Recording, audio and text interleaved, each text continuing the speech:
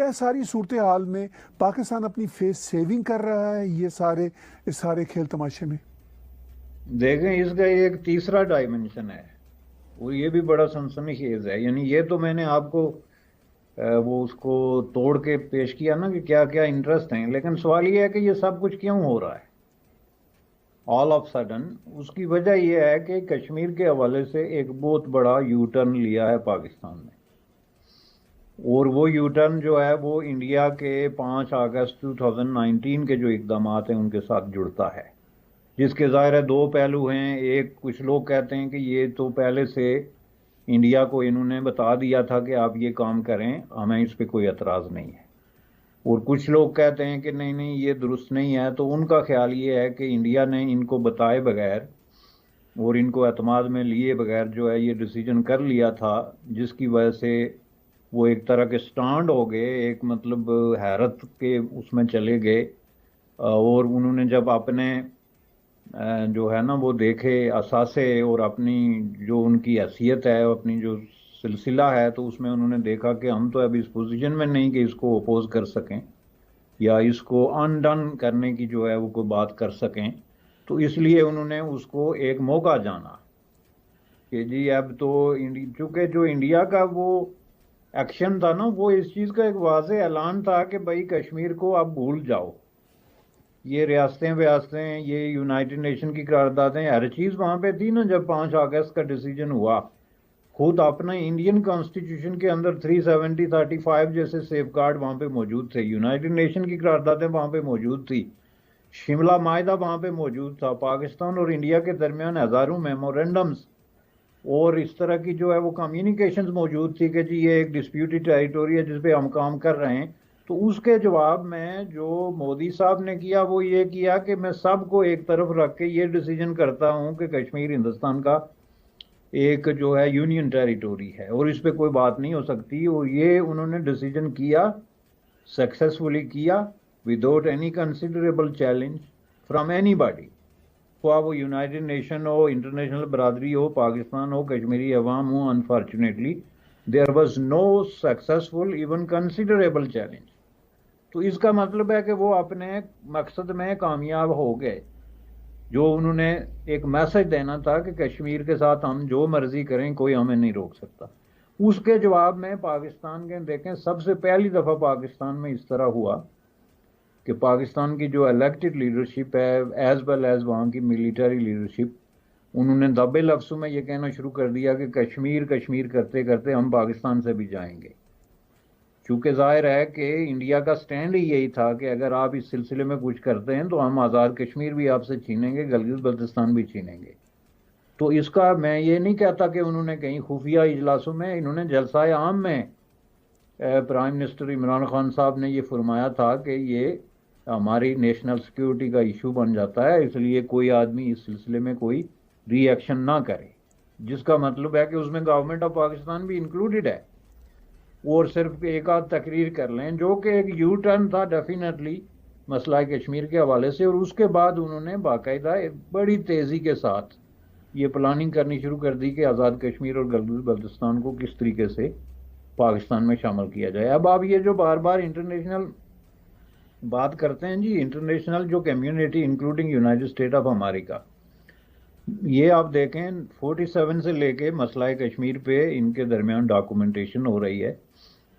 Record exchange ہو رہے ہیں، گفتگو ہو رہی ہے. اور اس میں جو سب کے لیے موسٹ پاسبل سلوشن ہے وہ یہی ہے، سب جو جس کو مانتے ہیں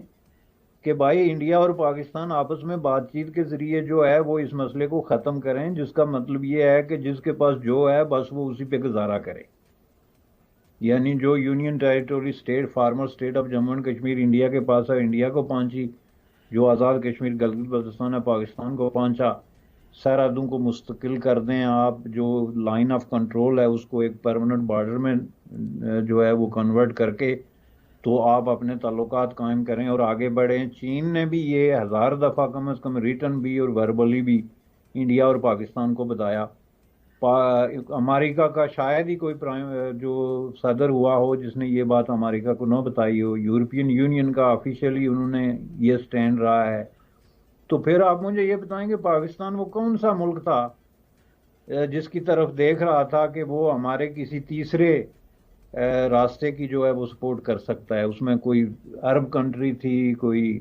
مسلم ملک تھا, وہ اگر تھا تو آپ کے سامنے وہ تو بات ہی کرنے کے لیے تیار نہیں. کشمیر کا لفظ ہی ان کے لیے جو ہے ایک چڑ اور ایک ایریٹنٹ جو ہے وہ بن گیا ہے. تو اس نئے ماحول میں سر یہ ہوا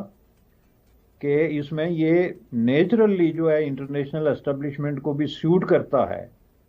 کہ وہ اس طرح کے حال کو انکریج کریں. یہی وجہ ہے کہ اگر عمران خان اس کو صوبہ بنا رہا ہے یا آزاد کشمیر کے بارے میں بھی اب اس طرح کی باتیں چلنی شروع ہو گئی ہیں تو کوئی کسی کو اس کو اپوز نہیں کر رہا. ادروائز سب سے پہلے جو ہے وہ اسٹیٹ ڈپارٹمنٹ کی طرف سے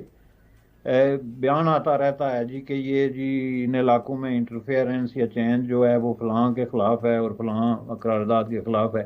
تو آپ دیکھیں گے کہ اس کو انکریج ہی کیا جائے گا چونکہ یہ سارے سٹیک ہولڈرز کو بہت زبردست طریقے سے سرو کرتا ہے. مین سٹیک ہولڈر جو ہے وہ انڈیا ہے, اس کے پاس اپنی پسند کا علاقہ آبادی رقبہ آ گیا.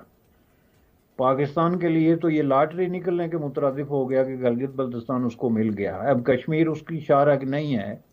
اب پاکستان کے جو ڈیپلی تھنکنگ قسم کے اسٹریٹجک ہیں وہ جانتے ہیں کہ اب ان کی شارک گلگت بلتستان ہے. آزاد کشمیر کو اتنا بڑا میٹر کسی کے لیے بھی نہیں کرتا. ایک 4000 مربع میل پہاڑی علاقہ ہے جس میں 4 ملین آبادی ہے, تو وہ کوئی اتنی بڑی بات نہیں کہ اس کے لیے کوئی لڑائی لڑے یا کچھ اس طرح کرے. تو ان حالات میں میٹر کرتی ہے state of Jammu and Kashmir جو اب یونین ٹیریٹوری ہے اور گلگت بلتستان جو کہ 28,000 مربع میل علاقہ ہے, جو نہ صرف یہ ہے کہ بے حساب ریسورسز اس میں ہیں بلکہ وہ چین اور دنیا کے درمیان, چین اور پاکستان کے درمیان ایک واحد لنک جو ہے اس کے طور پہ موجود ہے. تو آخر میں کنکلوڈ کرتے ہوئے یہ جو تاریخی بات ہوئی ہے, تاریخی بات میں اس حوالے سے نہیں کہہ رہا کہ کسی کو اس کا کوئی بہت بڑا فائدہ ہوگا, یہ مسئلے کو سیٹل کرنے کے لیے ہے. آپ کو اگر کنکلوڈ کرنا ہو تو آپ کو آنے والے دنوں میں کہاں کہاں سے ریزسٹنس نظر آتی ہے اور کہاں کہاں سے سیٹلمنٹ نظر آتی ہے؟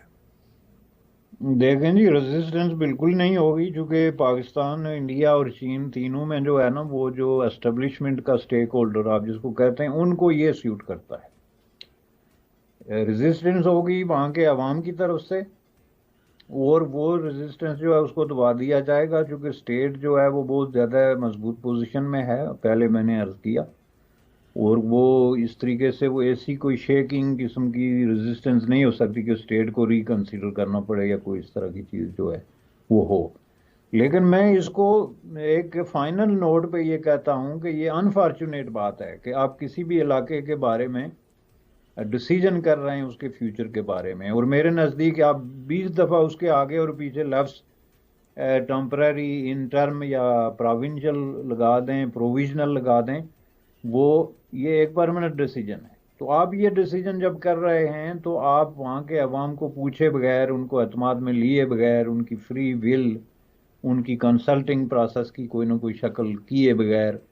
ایک جو ہے وہ فیک قسم کی اسمبلی جس کی اپنی حقیقت پہ وہاں کے اپنے لیڈر جو ہے وہ سوال اٹھاتے ہیں اس کے ذریعے اتنا بڑا ڈیسیجن کر رہے ہیں تو is very in ethical, is very in lawful. اور یہ جو ہے وہ تاریخ میں اس طرح کے ڈیسیجن ہوتے ہیں وہ فائر بیک کرتے ہیں کسی نہ کسی موڑ پہ آ کے, جب وہاں کی لوکل قوتیں جو ہے نا امپاورڈ ہوتی ہیں یا ان کے اندر کسی طرح کی کوئی کیپیسٹی ڈیولپ ہوتی ہے تو ڈیفینیٹلی وہ اس کو ریزسٹ کرتے ہیں. لیکن